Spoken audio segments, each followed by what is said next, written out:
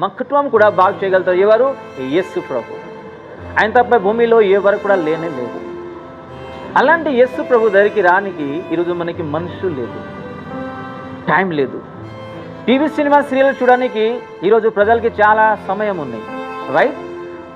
ఒకరోజు 24 గంటల దేవుడు మనకి ఇస్తున్నాడు.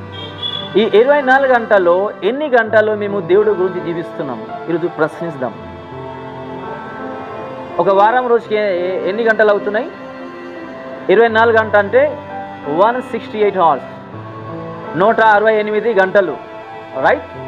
168 గంటలకి ఎన్ని గంటలు మేము దేవుడికి ఇస్తున్నాము సమయం? ఈరోజు 8-10 అవర్స్ అంటే 8-9 గంట మేము డ్యూటీ చేస్తున్నాము. ఇంటికి వచ్చిన తర్వాత వేరే పని ఉంటుంది. మళ్ళీ ఫుడ్ తినిన తర్వాత మేము డైరెక్ట్ ఎక్కడికి వెళ్తున్నాము? పడుకోనికి వెళ్తున్నాము. మరి టైం ఇక్కడ ఉన్నాయి. ఇలా జీవిస్తున్నాము.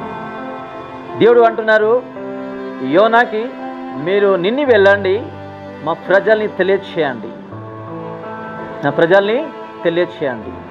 మీకు అయినా నాకు అయినా ఒక బాధ్యత ఇచ్చినప్పుడు, దేవుడు పిలుపులో ఉన్నప్పుడు మేము ధ్యానించాలి. దేవుడు ఎందుకు మాట్లాడుతున్నారు, ఎందుకు పిలుస్తున్నారు? యోనాకి ఒక బాధ్యత ఇచ్చారు, రైట్? మీరు నిన్ని వెళ్ళండి, మా ప్రజల్ని చెప్పండి అని.